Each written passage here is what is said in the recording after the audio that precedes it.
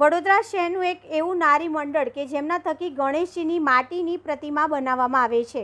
વડોદરા શહેરના તરસાલી પાસે પરિશ્રમ સખી મંડળ કે જે હર્બલ સાવિત્રી સંસ્થા સાથે જોડાયેલા છે અને પરિશ્રમ સખી મંડળ જે 2021થી આમની સાથે જોડાઈને બહેનોને પગભર કરી રહ્યા છે.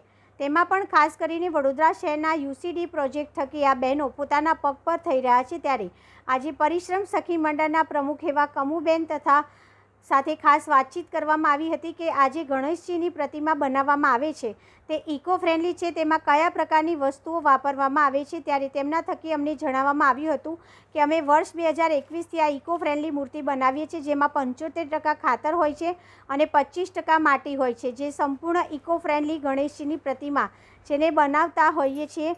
શરૂઆતમાં અમે 31 મૂર્તિથી શરૂઆત કરી હતી, પણ હાલ 2025 સુધીમાં અમારી પાસે આ વખતે 250થી વધુ ગણેશજીની પ્રતિમા બનાવી છે, જેનો શ્રેય અમે યુસીબી પ્રોજેક્ટને આપીએ છીએ, જેના થકી અમને અમારા પગ પર ઊભા રહેવાનું કાર્ય પ્રાપ્ત થયું છે. સાથે જ આ મૂર્તિ બનાવવા પાછળનું કાર્ય એ છે કે ગણેશજીની પ્રતિમા સંપૂર્ણ ખાતર અને માટીમાંથી બનાવવામાં આવે છે. સાથે જ અમે એક લાડુ પણ ગણેશજીની પ્રતિમા સાથે આપીએ છીએ, જેમાં અમે એક બીજે રોપેલો હોય છે.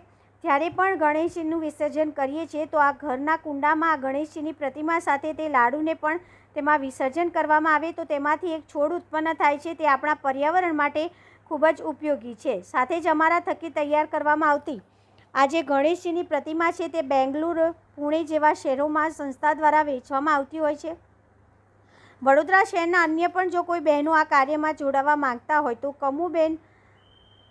કમુબેન દ્વારા જણાવવામાં આવ્યું હતું કે અમે તેમની સંપૂર્ણ મદદ કરીશું, કેમ કે પર્યાવરણની જાળવણી એ આપણા સૌની જાળવણી છે. તો જેટલું પણ વધુ માટીની પ્રતિમા બને તો અમારા માટે સૌભાગ્યની વાત છે તેવું કમુબાઈએ જણાવ્યું હતું.